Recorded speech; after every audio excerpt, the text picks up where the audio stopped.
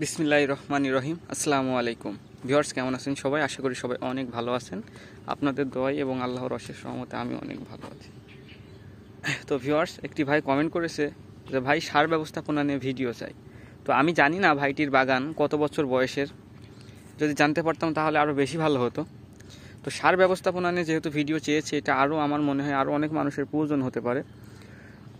সার ব্যবস্থাপনা বলতে আপনি প্রথম যখন একটি ড্রাগনের ডাল কাটিং করে লাগাতে যাবেন, শুরুতে লাগানোর সময় বিঘা প্রতি 10 থেকে 15 গাড়ি জৈব সার বলতে এটা আপনার গোবর হতে পারে বা 15 থেকে 20 বস্তা ভার্মি কম্পোস্ট, কেঁচো কম্পোস্ট, কেরু জৈব হতে পারে।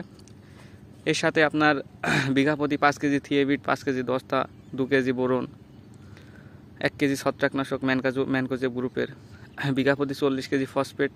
এটা হচ্ছে আপনার ড্রাগন গাছের পিলার বরাবর যে ক্যানাল করে লাগায়, অনেকে আবার উঁচু করে লাগায় আমার মতো। দেন এটা দিয়ে লাগাবেন। লাগানোর পরে 1 মাস বাগানে শুধু সেচ দিবেন। দিয়ে 1 মাস কোনো প্রকারে আপনারা সার পানি কোনো কিছু সার ব্যবহার করবেন না, সেচ নিয়মিত দিয়ে যাবেন। দেন 1 মাস পরে যদি আপনার ডালের আপনার শিকড় বেরিয়ে বা নতুন কুশি চলে আসে, মানে কুশি এমনিতে গাছের রসেও আসে, আবার এক প্রকারে গাছ সুস্থভাবে চলে আসে, যেটা একটানে উঠে যায়। অনেক সময় শীতকালে আপনার হয় কি, গাছ লাগানোর পরে আপনার হয় কি যে গাছটা শুকিয়ে যায়, চুপসে যায়। অনেকে মনে করে গাছটি মরে গেছে, না, গাছটা মরে না, ওটাই 3 মাস সময় লাগে। তো যদি আপনার 1 মাসের ভিতরেও যদি ওই গাছটা উঠে যায়, নতুন ডোগার আগাগুলো স্বাভাবিক নিয়মে যদি বুঝতে পারেন যে কুশিটা না আসলেই এটা উঠে যাবে, হ্যাঁ, এমন যদি হয়, তাহলে আপনি 1 মাস পর থেকে নিয়মিত প্রতি শেষে আপনার জিপসাম দিবেন। এটা মাস্ট বি, এটা রাখবেনই।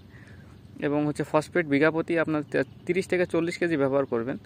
এবং ইউরিয়া ব্যবহার করবেন 15 কেজি, বেশি ব্যবহার করবেন না। পটাশিয়াম ব্যবহার করবেন 15 কেজি, সাথে 5 কেজি মতো ঢ্যাপ দিয়ে দিবেন। এবং এর মাঝখানে আরও একটা জিনিস, ওই নতুন গাছ যখন লাগাবেন 10 দিন পর পর আপনারা নিয়মিত ছত্রাকনাশক ব্যবহার করবেন। এবং 10 দিন পর পর আপনারা আপনার এই কি ভিটামিন, যদি গরমে হয় তাহলে আপনারা টেস্কো 5 ইন্ডিয়ান একটা ভিটামিন ব্যবহার করবেন। এই জিনিস দুইটা করবেনই। মানে এটা আপনার সার পানির থেকে বিষয়টা কি, আপনার স্প্রেটা বেশি গুরুত্বপূর্ণ, বুঝতে পারছেন? যদি স্প্রে আপনি নিয়মিত করেন, বাগানে যদি কোনো প্রকারের রোগ বালাই না থাকে, তো অন্যান্য মানুষের থেকে আপনার বাগান 100% ভালো হবে। দেন এইভাবে আপনারা 3 থেকে 4 মাস সার কন্টিনিউ করবেন। তারপরে যখন আপনার এপ্রিল মে মাসে যখন আপনার ফুল ফলের সিজন চলে আসবে, আপনি আপনার বাগানে সার পানি বন্ধ করে দিবেন বলতে ওই বন্ধ না, যেহেতু আপনার নতুন বাগান, আপনি 4 ভাগে যতটুকু সার দিতেন 4 ভাগের 1 ভাগ সার দিবেন। দেওয়ার পরে 6 মাসের মাথায় আপনি বিঘা প্রতি, যদি আপনার 1 বিঘা বাগান থাকে, আপনি 10 কেজি এছপি, 1 কেজি ম্যানচার, 10 কেজি থিয়েবিট, 10 কেজি দস্তা, 10 কেজি রোটন, হ্যাঁ, এটা শিকড়বর্ধক হরমোন, সলুবর বোরন দিবেন। দিয়ে সারা বাগান আপনি গোড়া থেকে দিয়ে দিবেন। দেওয়ার পরে আপনার বাগানের একটা চেহারাও চলে আসবে। এবং শেষে সার বন্ধ করার কারণে আপনি আপনার শেষের 2টা ধরন খুব ভালো মতো পেয়ে যাবেন। অনেকে বলে যে ভাই সার বন্ধ করে দিলে আমার তো ডালপালা হবে না। তো আপনি ডালের সিজনে ডাল নিয়ে ফলের সিজনে ডাল নিয়ে কি করবেন? আপনি ওই টাইমে আপনার যে কয়টা ফল হয় ওই কয়টা নেবেন। আর আপনি যদি এই নিয়মে সার পানি ব্যবহার করেন, তাহলে বিঘা প্রতি আপনার 80 থেকে 1,20,000 টাকা পর্যন্ত ফল বেচার সম্ভাবনা আছে। যেহেতু আমরা এটা পেয়েছি, এজন্য আপনাদেরকে বললাম।